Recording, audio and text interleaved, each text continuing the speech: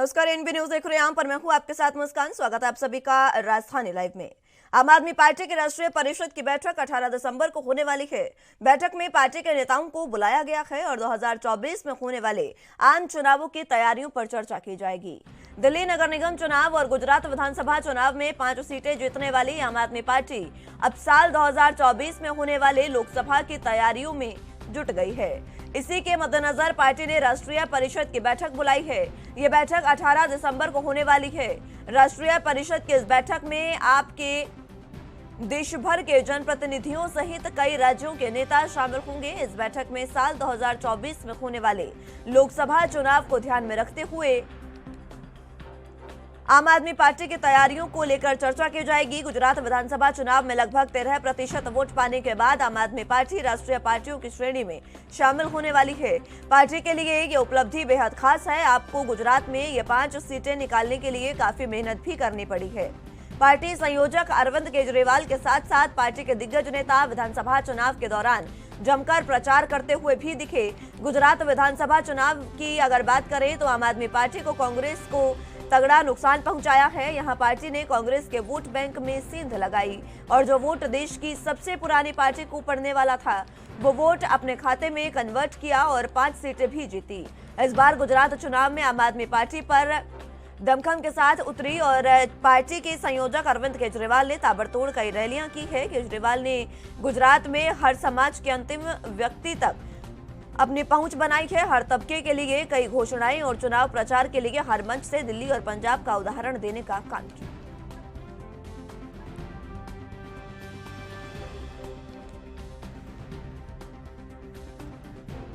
इस खबर पर ज्यादा जानकारी के लिए दिल्ली से संवाददाता राजीव तिवारी हमारे साथ मौजूद हैं। राजीव, फिलहाल आम आदमी पार्टी 18 दिसंबर को राष्ट्रीय परिषद की बैठक करने जा रही है जिसमें 2024 की रणनीति को लेकर चर्चा होगी। क्या कुछ अहम जानकारी? देखिए, मतलब यहाँ पर बात करें आम आदमी पार्टी की, तो आम आदमी पार्टी जो है वो लगातार बैठकों का दौर कर रही है। इसी के अंदर भी राष्ट्रीय परिषद की जो बैठक 18 दिसंबर को की जानी है उसके अंदर एक रणनीति बनाई जाएगी जिस तरीके से 2024 के अंदर लक्ष्य हासिल करने की बात की जा रही है। क्योंकि जिस तरीके से दिल्ली नगर निगम चुनाव की बात करें या फिर गुजरात चुनाव की बात करें तो वहां पर भी कहीं ना कहीं दिल्ली सरकार ने काफी कोशिशें की और गुजरात विधानसभा के अंदर तो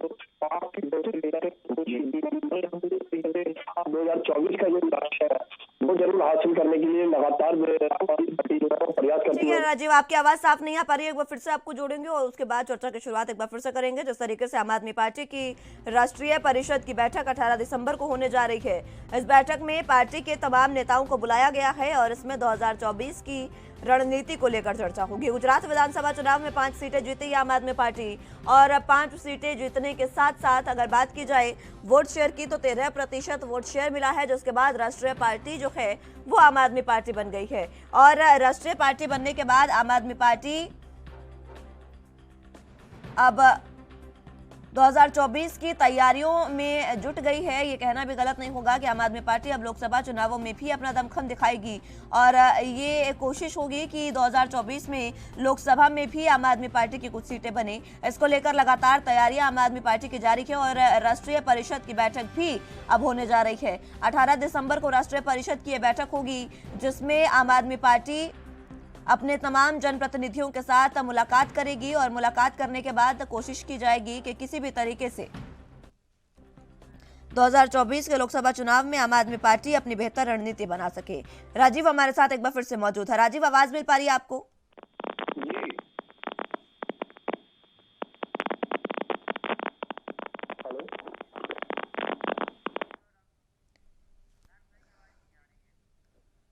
चलिए, आवाज उनके साथ नहीं आ पा रही है। एक बार फिर से उनको जोड़ने की कोशिश करेंगे।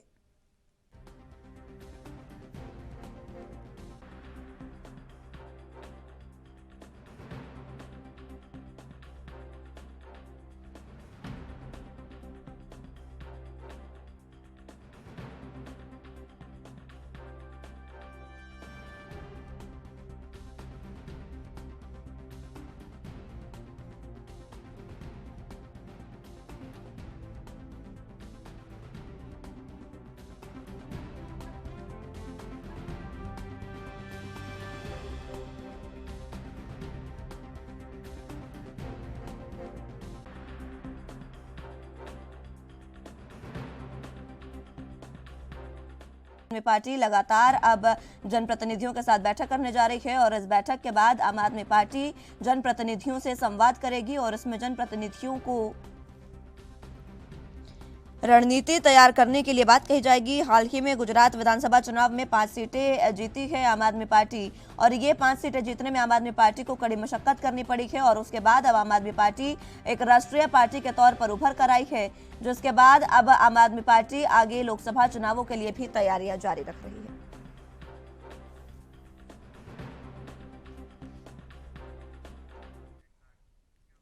एमसीडी चुनावों में हार के बाद बीजेपी में आंतरिक बदलाव शुरू हो गए हैं। पार्टी के प्रदेश अध्यक्ष आदिश गुप्ता ने पद से इस्तीफा दे दिया है और वीरेंद्र सचदेवा ने बतौर दिल्ली बीजेपी कार्यकारी अध्यक्ष का पदभार संभाल लिया है। सचदेवा अगले अध्यक्ष की नियुक्ति तक कामकाज संभालेंगे। वीरेंद्र सचदेवा फिलहाल दिल्ली बीजेपी के उपाध्यक्ष हैं। नवनियुक्त कार्यकारी अध्यक्ष वीरेंद्र सचदेवा ने पद संभालने के बाद कहा कि राष्ट्रीय नेतृत्व का आभार व्यक्त करता हूं। पार्टी ने मुझे जैसे साधारण कार्यकर्ता को इतनी बड़ी जिम्मेदारी दी है। ये एक व्यवस्था है। आज किसी और को बनना है, कल कल कोई और बनेगा। मिलजुल कर सब कार्यकर्ता 2024 के लिए काम करेंगे।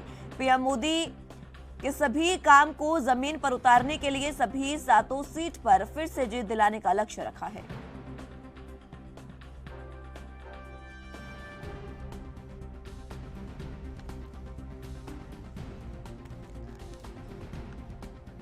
इसी खबर पर ज्यादा जानकारी के लिए संवाददाता शिवम पांडे दिल्ली से हमारे साथ मौजूद हैं। शिवम, फिलहाल बात की जाए अगर जिस तरीके से अभी एमसीडी चुनाव हारी है बीजेपी, ये जो राज्य कह सकते हैं कि एक राज्य बीजेपी के हाथ से गया है। बीजेपी में बौखलाहट दिख रही है और बीजेपी आगामी तैयारियां भी शुरू कर रही है। इसी बीच आदिश गुप्ता ने इस्तीफा दे दिया है, क्या कुछ है जानकारी? जी मुस्कान जी, मैं आपको बिल्कुल बता देना चाहता हूँ कि ये जो एमसीडी की चुनाव बीजेपी आ रही, कहीं ना कहीं आदिश गुप्ता ने अपनी जिम्मेदारी, बहुत बड़ी जिम्मेदारी ठहराई कि इसका जिम्मेदार मैं हूँ। लेकिन कहीं ना कहीं ये चुनाव हारने के बाद बीजेपी, इससे पहले भी मनोज तिवारी थे, जब विधानसभा चुनाव हुआ तो कहीं ना कहीं मनोज तिवारी को भी बदलना पड़ा था, क्योंकि बीजेपी चुनाव हारने के बाद वहां से प्रदेश अध्यक्ष चेंज कर देती, क्योंकि उनके कार्यकर्ता और कड़े नेतृत्व में चुनाव न होने के कारण कहीं ना कहीं वीरेंद्र सचदेवा ने जब पार्टी कार्यालय पहुंचे तो उन्होंने कहीं ना कहीं आदिश गुप्ता पर एक बड़ा आरोप लगाया है। उन्होंने कहा है कि ये अपने इलाके से भी एमसीडी के जो मेयर, जो प्रत्याशी के लड़े थे, वो भी नहीं जीत पाए। तो कहीं ना कहीं आदिश गुप्ता एक कार्यकर्ताओं को सपोर्ट नहीं कर पाया, कार्यकर्ता आदिश गुप्ता को सपोर्ट नहीं करे। इसको लेकर सांसद और विधायक इनके इलाके ने सपोर्ट किया, लेकिन आदिश गुप्ता की कहीं कहीं फेलियर की वजह से इनको हम एमसीडी चुनाव में नहीं जीत पाए। जी मुस्कान, अभी जिस तरीके से एमसीडी चुनाव में नहीं जीत पाई, आदिश गुप्ता ने इस्तीफा दे दिया है, आगे जो नए अध्यक्ष बनाए गए हैं उनके लिए भी चुनौतियां हैं, क्योंकि जब तक नए अध्यक्ष की नियुक्ति नहीं होती 2024 के जो चुनाव हैं उसके लिए तैयारियां शुरू करनी होगी, क्योंकि आम आदमी पार्टी इसके लिए तैयारियां शुरू कर चुकी है। बिल्कुल बिल्कुल, मैं आपको बता देना कि आने वाले लोकसभा चुनाव 2024 में लोकसभा चुनाव, उसको लेकर वीरेंद्र सचदेवा और आम आदमी पार्टी कोई भी तैयारियां शुरू कर दी, क्योंकि अध्यक्ष बदलना, उसके बाद लोगों के बीच में जाना, फिर अपनी तारीफें गिनाना, क्योंकि पार्टी चुनाव आते आते पार्टियां इतना माहौल बना देती जनता के बीच में जाके सब कुछ हम ही करेंगे, लेकिन जब सत्ता में आने के बाद क्या बदलाव करते, क्या जनता के बीच में जाते, ये तो कुछ समझ में नहीं आता। लेकिन चुनाव से पहले बड़े बड़े वादे, बड़े लुभावने वादे, ये सब करने के लिए जनता के बीच में पार्टियां पहुंच जाती है। मुस्कान जी, पार्टियां पहुंच रही हैं, लेकिन जिस तरीके से बदलाव किया गया है, क्या आदिश गुप्ता का इस पर कोई बयान सामने आया? बिल्कुल, आदिश गुप्ता ने कहा कि एमसीडी चुनाव की पार्टी के मुताबिक जो नतीजे नहीं मिल पाए, इसके जिम्मेदार मैं खुद हूं। मैं अपना इस्तीफा दिल्ली प्रदेश बीजेपी के अध्यक्ष से मैं अपना इस्तीफा दे रहा हूं, क्योंकि कहीं ना कहीं जिम्मेदारी मेरी थी कि मेरे नेतृत्व में दिल्ली बीजेपी का पूरा कमान देखा जा रहा था। अगर कहीं ना कहीं हम असफल हो गए, एमसीडी चुनाव नहीं जीत पाए, इसको लेकर मैं क्षमा प्रार्थी और मैं अपना इस्तीफा पार्टी कमान को, हाईकमान को देता हूँ। मुस्कान, अब इस्तीफा दे दिया है, आने वाली रणनीति क्या कुछ बन रही है? जिस तरीके से सचदेवा को बनाया गया है कार्यकारी अध्यक्ष, उन्होंने भी आदिश गुप्ता पर कई आरोप लगाए हैं, इसको लेकर आगे किस तरीके की रणनीति बन सकती है? क्या ये समझा जाए कि आने वाले चुनावों में बेहतर रणनीति के साथ बीजेपी दिखने वाली है? जी बिल्कुल बिल्कुल, दिल्ली में मुस्कान जी, मैं आपको बता दूं, दिल्ली में कई बार ऐसे हो चुका है, क्योंकि इससे पहले विधानसभा का चुनाव एमसीडी तो सप्ताह में लगातार 15 साल के बाद एमसीडी चुनाव बीजेपी आ रही है। कहीं ना कहीं कड़ी रणनीति वीरेंद्र सचदेवा के नेतृत्व में कड़ी रणनीति बना। आने वाले चुनाव में 2024 के चुनाव में कहीं ना कहीं वीरेंद्र सचदेवा की अध्यक्षता में फिर से चुनाव लड़ा जाएगा। उनका ये भी दावा है कि आने वाले लोकसभा में मोदी जी और योगी जी और जो बड़े हाई कमान के नेता हैं, चाहे हम अमित शाह की बात कर ले, राजनाथ की बात कर ले, तो जो बड़े बड़े हाई कमान के नेता हैं, फायर एंड ब्रिगेड नेता हैं, सबके चेहरों पर चुनाव लड़ा जाएगा और हम सब 2024 में एक कड़ी जीत दिल्ली के अंदर मुकाबला करेंगे।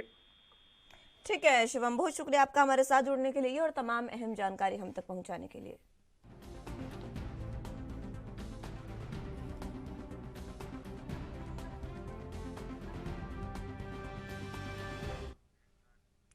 गुजरात में ऐतिहासिक जीत के बाद भूपेंद्र पटेल सोमवार यानी आज लगातार दूसरी बार मुख्यमंत्री पद की शपथ लेंगे। पटेल के साथ कुछ नए मंत्रियों के भी शपथ लेने की संभावना है। मंत्रिमंडल में अनुभवी चेहरों के साथ साथ युवाओं का एक कॉम्बिनेशन देखने को मिलेगा।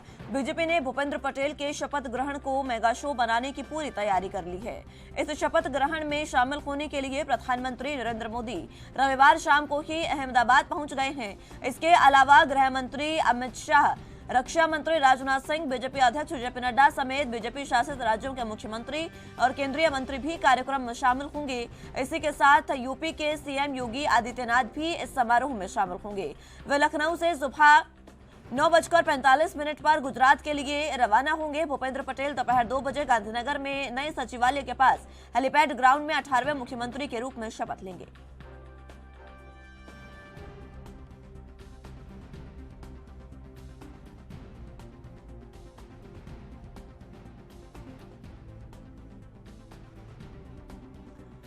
तो भूपेंद्र पटेल आज सीएम पद की शपथ लेंगे। इसी बीच आपको बता दें कि योगी आदित्यनाथ उत्तर प्रदेश के सीएम भी उनके शपथ ग्रहण समारोह में पहुंचेंगे। गुजरात सरकार का शपथ ग्रहण समारोह आज उनके साथ कई मंत्री भी शपथ लेंगे और सीएम योगी आदित्यनाथ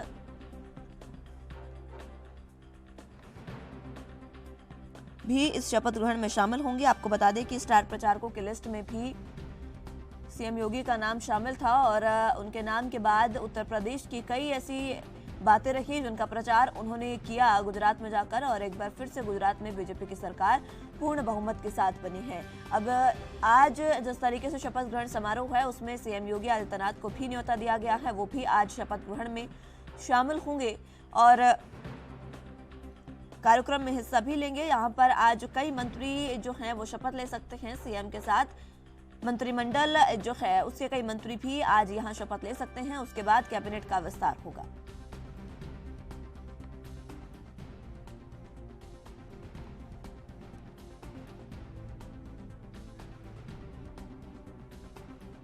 इस खबर पर ज्यादा जानकारी के लिए लखनऊ से संवाददाता जितेंद्र चौहान हमारे साथ मौजूद हैं। जितेंद्र, फिलहाल जिस तरीके से शपथ ग्रहण आज होने जा रहा है गुजरात सरकार का, उसमें उत्तर प्रदेश के सीएम योगी आदित्यनाथ भी शामिल होने जा रहे हैं, क्या कुछ अहम जानकारी? देखिए, गुजरात चुनाव में भारतीय जनता पार्टी ने जिस तरह से विकास तोड़ जीत दर्ज की है और उसके बाद कहीं न कहीं दूसरी बार गुजरात के मुख्यमंत्री भूपेश पटेल सीएम की शपथ लेने जा रहे हैं और पहले ही भारतीय जनता पार्टी ने सीएम पद का चेहरा घोषित कर दिया था। आज लगभग दोपहर 2 बजे के आसपास गांधीनगर के नए सचिवालय के पास हेलीपैड ग्राउंड में लगभग 18वें मुख्यमंत्री के रूप में भूपेश पटेल शपथ लेंगे। उनके शपथ ग्रहण समारोह काफी खास रहने वाला है। इस कार्यक्रम में देश के प्रधानमंत्री नरेंद्र मोदी देर रात अहमदाबाद पहुंच चुके हैं और बड़ी शख्सियत इसमें कहीं ना कहीं शामिल होंगी, क्योंकि जिस तरह से प्रचंड जीत हुई है इस शपथ ग्रहण समारोह को उतना ही विस्तार रूप देने की बात कही गई थी और जिसमें आज देश के प्रधानमंत्री के अलावा गृह मंत्री अमित शाह, भाजपा अध्यक्ष जेपी नड्डा, राजनाथ सिंह, नितिन गडकरी, मनसुख मंडाविया, पुरुषोत्तम रूपाला जैसे दिग्गज नेता कहीं न कहीं शामिल में होंगे। और ये कहा जा रहा है कि लगभग बीजेपी शासित जो 12 से ज्यादा राज्य है वहाँ के मुख्यमंत्री, उप मुख्यमंत्री भी शामिल हो सकते हैं और उसमें 5 राज्यों के पूर्व मुख्यमंत्री भी शामिल हो सकते हैं। और उत्तर प्रदेश के मुख्यमंत्री योगी आदित्यनाथ जो कि फार ब्रांड नेता है, उनको एक जिम्मेदारी दी गई थी कि गुजरात में चुनाव प्रचार के लिए वो भी शामिल होंगे। डिप्टी सीएम केशव प्रसाद मौर्य भी शामिल होंगे और ये कहा त्रिवेंद्र सिंह रावत, बाबूलाल मरांडी, केशव प्रसाद मौर्य, जे सुखदेव मौर्य, प्रमोद सावंत जैसे तमाम जो नेता है भारतीय जनता पार्टी के, वो कहीं न कहीं शामिल होंगे। और बीजेपी के स्टार प्रचारक और यूपी के मुख्यमंत्री योगी आदित्यनाथ को भी न्योता मिला था। आज मुख्यमंत्री योगी आदित्यनाथ सुबह 9, 9:30 बजे के आसपास वो यहाँ से रवाना हो जाएंगे लखनऊ से और कहीं न कहीं वो सीधे गुजरात पहुंचने का काम करेंगे। और जो नई सरकार शपथ लेगी उस शपथ ग्रहण समारोह में भूपेंद्र पटेल के अलावा तमाम ये कहा जा सकता है कि मंत्री की संभावित शपथ ले सकते हैं और ये ऐतिहासिक होगा। जब गुजरात में इतनी प्रचंड जीत में भारतीय जनता पार्टी ने जीत हासिल की है, तो उसमें आज बड़ी संख्या में ये कहा जा सकता है कि बड़े दिग्गज लोग शामिल होंगे और भूपेंद्र पटेल कहीं न कहीं आज मुख्यमंत्री के तौर पर दूसरी बार वो शपथ लेंगे। लगभग 5 साल के हो चुके हैं भूपेंद्र पटेल, कहीं न कहीं वो आज मुख्यमंत्री के पद के जो शपथ लेने का काम करेंगे। के लिए और तमाम अहम जानकारी हम तक पहुंचाने के लिए।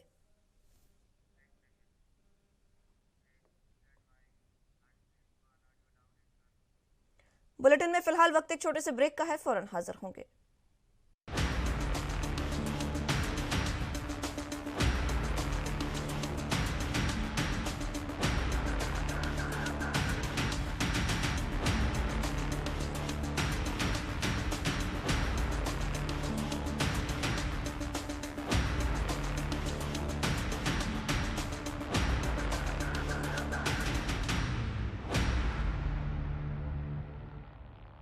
ब्रेक के बाद एक बार फिर से स्वागत है आप सभी का। तो अगली अहम खबरों की ओर रुख करते हैं। हिमाचल प्रदेश के मुख्यमंत्री सुखविंदर सिंह सुक्खू ने शपथ ग्रहण समारोह के बाद मीडिया से बातचीत करते हुए कहा कि हमने 10 गारंटियां दी है और हम उन्हें लागू करेंगे। हम पारदर्शी और ईमानदार सरकार देंगे। पहली कैबिनेट बैठक में पुरानी पेंशन योजना लागू करेंगे। उन्होंने कहा कि पहाड़ में सुक्खू नहीं और अब जनता की सरकार है। वो उन लोगों में हैं जो आम घरों से निकले हैं। सीएम पद की बागडोर संभालने के बाद पहले व्यवस्था को समझना पड़ेगा। वह आम घरों से निकले हुए लोग हैं और सत्ता के लिए नहीं आए हैं। अभी प्रशासनिक जिम्मेवारियों को समझना होगा, उसके बाद जो भी फैसले करेंगे वो आने वाले समय में सार्वजनिक होंगे। वहीं हिमाचल प्रदेश के डिप्टी सीएम मुकेश अग्निहोत्री ने कहा कि पहली कैबिनेट बैठक में जनता से किए गए अपने वायदों को पूरा करेंगे। पुरानी पेंशन योजना बहाल होगी। पहले लोग कहते थे कि कांग्रेस किसी भी राज्य में सत्ता में नहीं आएगी, लेकिन आज हमने बीजेपी का रथ बदल दिया है।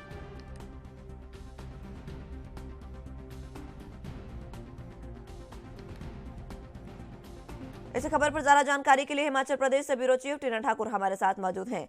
टीना जी, फिलहाल कल शपथ ग्रहण हुआ और नई सरकार अब हिमाचल में बन गई है। कांग्रेस की सरकार आई है और अब माथापच्ची कैबिनेट को लेकर। जी बिल्कुल, आपने सही बोला कि डिप्टी सीएम और सीएम शपथ ले चुके हैं, लेकिन अब जो पेच है वो कैबिनेट पर फंसा हुआ है। और आपको बताएं कि जिस तरह से कांगड़ा है, जातीय समीकरण देखना है, क्षेत्रीय समीकरण देखना है, उसके हिसाब से अब जो मंत्रिमंडल है उसमें जगह मिलनी है जो दावेदार है उनको।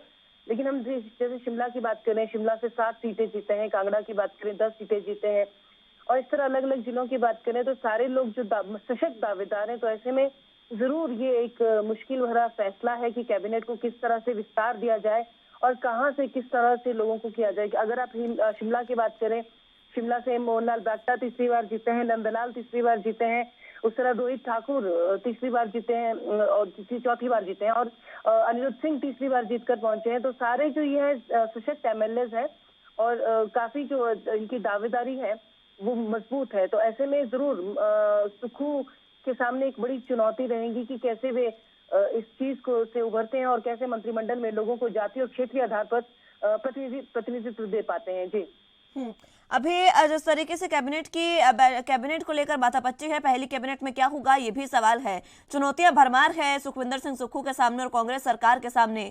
एक चुनौती पार की है सीएम पद की कमान सुक्खू को देकर, क्योंकि उसमें भी काफी नाराजगी देखने को मिली। अब दूसरी जो चुनौती है वो मंत्री पद को लेकर हो सकती है, क्योंकि किन किन के नाम जो है वो मंत्रिमंडल में शामिल होने के लिए सामने आ रहे हैं। जी देखिए, बिल्कुल मंत्रिमंडल पद के लिए क्योंकि दावेदारी भी काफी अधिक है और नाम भी सामने काफी आ रहे हैं। जैसे अगर हम कांगड़ा से शुरुआत करें, सबसे बड़ा जिला है, वहाँ पे संजय रतन है और उसके अलावा सुधीर शर्मा है, उसके अलावा चंद्र कुमार है। ये काफी बड़े नाम है जो कांगड़ा से सामने आ रहे हैं। और क्योंकि कांगड़ा एक बड़ा जिला है और प्रतिनिधित्व भी ज्यादा यहाँ को देना पड़ता है। हर्षवर्धन है शिलाई से, उनका मंत्री बनना लगभग तय माना जा रहा है क्योंकि 6ठी बार वो जीत कर पहुंचे हैं। और इसी तरह धनीराम शांडिल है, सोलन से वो जीतकर पहुंचे हैं, काफी वरिष्ठ मंत्री हैं। पहले भी काफी वरिष्ठ नेता हैं और पहले भी मंत्री पद वो संभाल चुके हैं। तो ऐसे में हर तरफ से जो चुनौती है वो है, क्योंकि आपको क्षेत्रीय संतुलन भी देखना है। क्योंकि अभी अगर हम सीएम और डिप्टी सीएम की बात करें, हमने एक जो आप बात करें हमीरपुर जो संसदीय क्षेत्र है, वहां से आपने दोनों लोग चुन लिए हैं और उसके बाद अब आपको प्रतिनिधित्व देना है। 10 आपके पास जगहें बची हैं, क्योंकि एक मुख्यमंत्री होते हैं और 11 हमारे यहाँ मंत्री होते हैं। तो ऐसे में डिप्टी सीएम और सीएम बनने के बाद 10 मंत्री पद है। तो हाँ जी जी ठीक है टीना जी, बहुत शुक्रिया आपका हमारे साथ जुड़ने के लिए और तमाम अहम जानकारी हम तक पहुंचाने के लिए।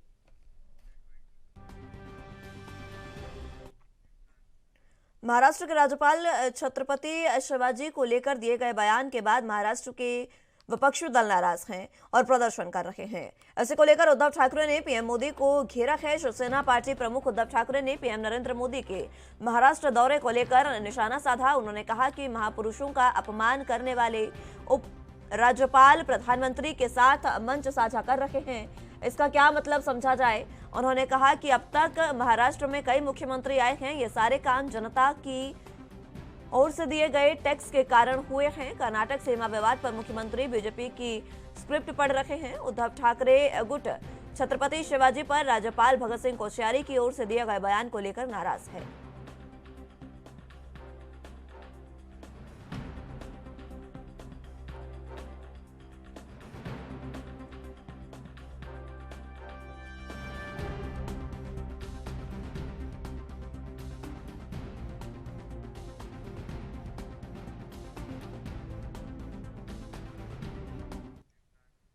पंजाब के मुख्यमंत्री भगवंत मान को खोखला राजनेता बताते हुए कांग्रेस के वरिष्ठ नेता और पंजाब के विपक्ष के नेता प्रताप सिंह बाजवा ने कहा कि भगवंत मान द्वारा हिमाचल प्रदेश और गुजरात विधानसभा चुनावों में आम आदमी पार्टी की अपमानजनक हार की तुलना क्रिकेट में अंतर्राष्ट्रीय स्तर पर ख्याति प्राप्त बल्लेबाज विराट कोहली से करना शर्मनाक है।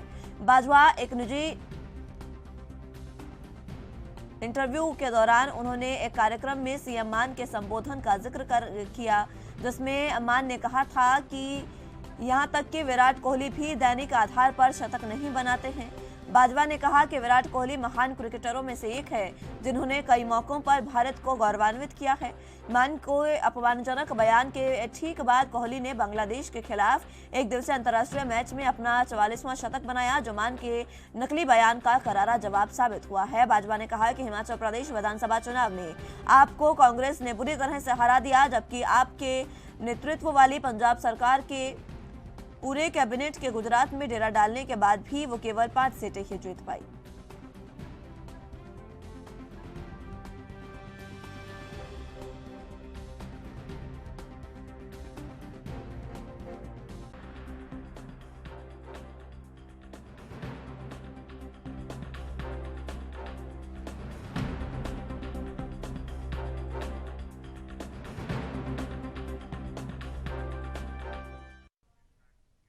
उत्तराखंड में सत्तारूढ़ बीजेपी राज्य के 51% वोटों को अपने पक्ष में लाने के लिए अब घर घर जाएगी।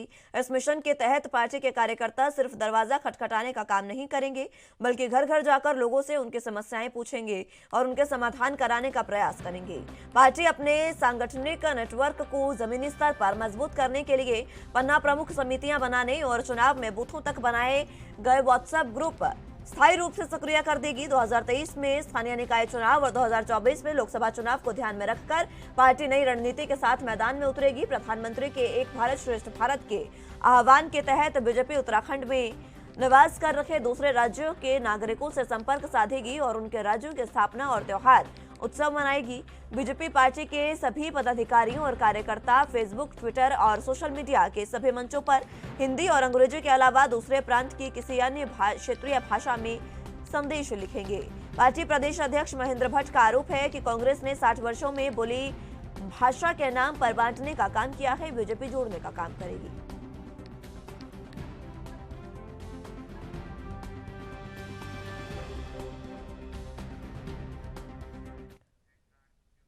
फिलहाल के लिए राजधानी लाइव में मेरे साथ बस इतना ही। तमाम अहम खबरों के लिए आप देखते रहिए ANB न्यूज। नमस्कार।